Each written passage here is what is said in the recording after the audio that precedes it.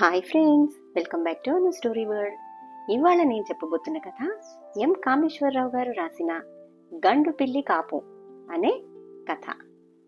మరి కథలోకి వెళ్ళిపోదామా? అనగా అనగా పూర్వం ఒక రాజుకు నలుగురు కొడుకులు ఉండేవారు. వాళ్ళు నలుగురు ఎప్పుడూ అంతఃపురంలోనే కాలక్షేపం చేయడం రాజుకు నచ్చలేదు. కొత్త అనుభవాలు కలిగితే కానీ ప్రపంచ జ్ఞానం కలగదని ఆయన నమ్మకం. అందుచేత ఒకరోజు రాత్రి జట్లుగా చదరంగమాడుతున్న తన కొడుకులతో, అస్తమానము ఈ కోటలోనే కూర్చున్న నాకు ప్రపంచపు వింతలు ఏవీ తెలియడం లేదు. మీరు నలుగురూ వెళ్ళి 4 వింతలు చూసి నాకొచ్చి చెప్పండి, సంతోషిస్తాను అన్నాడు.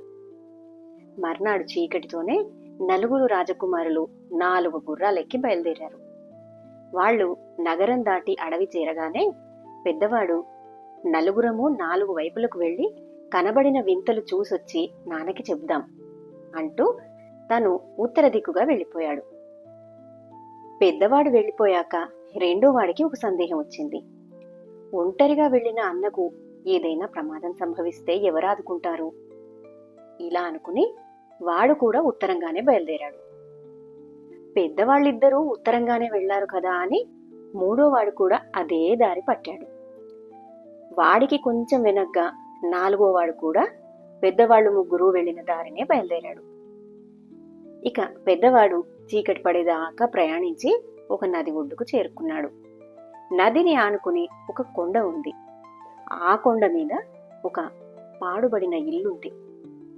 పెద్దవాడు ఆ రాత్రి ఆ ఇంట్లో గడప నిశ్చయించి గుర్రాన్ని కిందనే వదిలేసి కొండ ఎక్కాడు. కొండ మీద ఉన్న పాడుబడిన ఇల్లు విశాలంగానే ఉంది. ఇంటి గుమ్మంలో ఒక నల్లటి గండు పిల్లి కూర్చొని ఉంది. అది పెద్దవాడిని చూసి వికృతంగా అరిచి పక్కకు తప్పుకుంది. పెద్దవాడు మూసి ఉన్న తలుపు చాలాసేపు తట్టిన మీదట తలుపు ఊరగా తెరిచి ఒక యోగిని తొంగి చూసింది. ఆమె జుట్టు జడలు కట్టి ఉంది. ఆమె పైనుంచి కిందికి కాషాయ రంగు గల అంగరఖ ధరించింది. ఆమె మెళ్ళో జిల్లేడు పూల దండ ఉంది. ఆమె కళ్ళు పిల్లి కళ్ళలాగా మెరుస్తున్నాయి. గాభరా పెట్టే గండు పిల్లి గుమ్మంలోనే కాపవేసింది, తలుపు మూసిరా అంటూ ఆమె లోపలికి వెళ్ళింది. పెద్దవాడు తలుపు మూసి లోపలికి వెళ్ళాడు.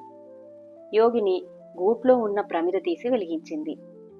ఆ గది కిటికీలో నుంచి ధారాళంగా గాలి వస్తోంది. ఎంచేతంటే ఆ ఇల్లు కొండ అంచున ఉంది. ఆ కిటికీ దిగువన ప్రవహించే నది మీదికి ఉంది. తినడానికి ఏమైనా ఉందా అని పెద్దవాడు యోగిని అడిగాడు.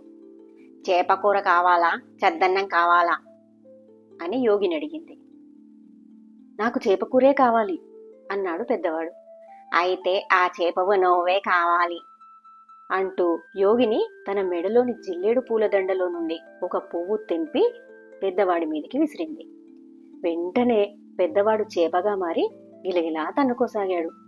యోగిని భళ్ళున నవ్వి ఆ చేపను తీసి మంచినీళ్ల కుండలో వేసింది. ఈ పాటికి రెండోవాడు కూడా ఆ నది ఒడ్డుకు చేరాడు. అక్కడే పచ్చిక మేస్తూ ఉన్న పెద్దవాడి గుర్రం కనిపించింది. కొండ మీద ఇల్లు కనిపించింది. సంగతి గ్రహించి వాడు కూడా తన గుర్రాన్ని కిందనే వదిలి కొండెక్కాడు. గండుపిల్లి రెండోవాడిని చూడగానే వికృతంగా అరిచి పక్కకు తప్పుకుంది. వాడు తలుపు తట్టేసరికి యోగిని తలుపు ఊరగా తెరిచి, గాభరా పెట్టే గండు పిల్లి గుమ్మంలోనే కాపు వేసింది, తలుపు మూసిరా అంటూ లోపలికెళ్ళింది.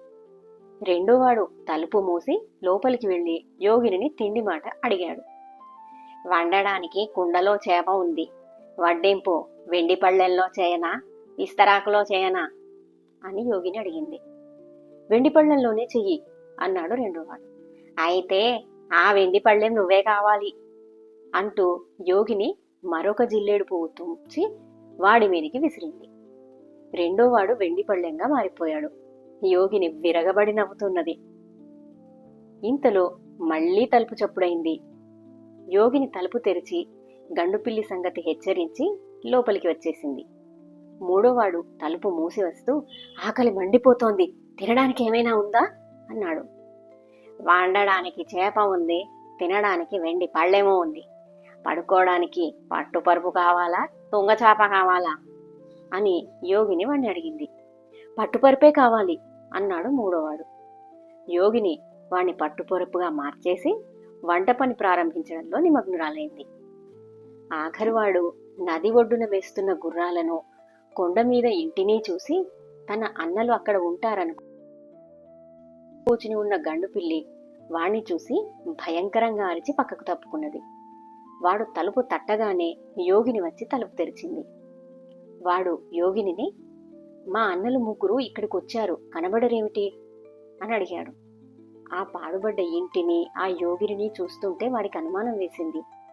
యోగిని మొహం చిట్లించి, దారిన పోయే దానయ్యల సంగతి నాకేం తెలుస్తుంది, లోపలికి రావాలని ఉంటే తలుపు మూసిరా, గుమ్మంలోనే గండుపిల్లి దిష్ట వేసింది అని లోపలికి వెళ్ళిపోయింది. నాలుగో వాడికి యోగిని ప్రవర్తన చూసి అనుమానం మరింత పెరిగింది. వాడు తన నడుముకు కట్టుకున్న పైబట్ట విప్పి దాంతో గండుపిల్లిని ఒడిసి పట్టుకుని చంకలో పెట్టుకుని తలుపు మూసి లోపలికొచ్చాడు. వాడు గదిలోకి రాగానే కుండలోని చేప ఎగిరెగిరి పడింది. కుండ పక్కనే ఉన్న వెండి పళ్ళెం మీద, పట్టుపరుపు మీద జిల్లేడు పూలు కనిపించాయి. వాడి అనుమానం మరింత పెరిగింది. వాడు ఏమీ మాట్లాడకపోయేసరికి యోగిని, కుండలో చేప ఉన్నది, వండనా అని అడిగింది. చేప ఎందుకు, చంకలో ఆహారం ఉంటేనూ అన్నాడు వాడు. దాన్ని తినడానికి వెండి పళ్ళెమైనా కావాలా అంది యోగిని కోపంగా. కబళం తిండికి వెండి పళ్ళెం దేనికి అన్నాడు వాడు. యోగిని పిల్లి కళ్ళలో ఎర్రజీర కనిపించింది. తిండి తిన్నాక కునుకు తీయడానికి పట్టుపరపైనా కావాలా అని అడిగింది. పచ్చిక మీద పడుకునేవాడికి పట్టుపరుపు దేనికి అన్నాడు నాలుగోవాడు. ఇక యోగిని పట్టలేని కోపంతో, మిగతా ముగ్గురి కన్నా నువ్వు పొగరబోతువి, నీ పొగరు అణుస్తానుండు అంటూ జిల్లేడు పువ్వు తెంపబోయింది. అంతలో నాలుగోవాడి చంకలో ఉన్న పిల్లి గది దద్దరిల్లేటట్టు అరిచింది. ఆ అరుపు వినగానే యోగిని గడగడలాడిపోయింది. నాలుగోవాడు యోగిని మెళ్ళలోని జిల్లేడు పూలదండను తెంపేసి తన చంకలో ఉన్న పిల్లిని ఆమె మీదికి విసిరాడు. గండు పిల్లి ఆమె ముఖమంతా రక్కేసి 2 కళ్ళు పీకేసింది.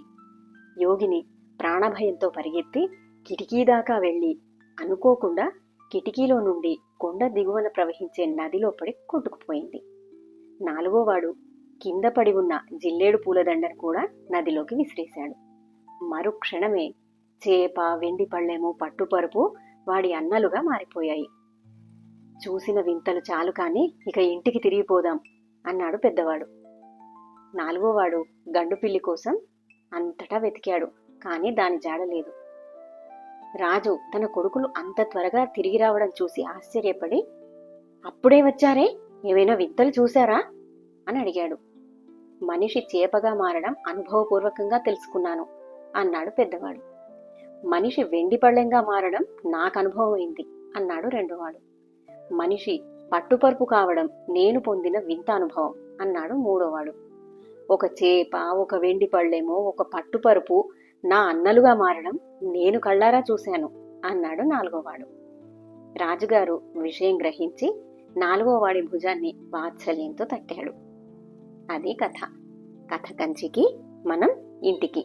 మరిన్ని మంచి కథల కోసం నా ఛానల్ని సబ్స్క్రైబ్ చేసుకోండి. Thank you.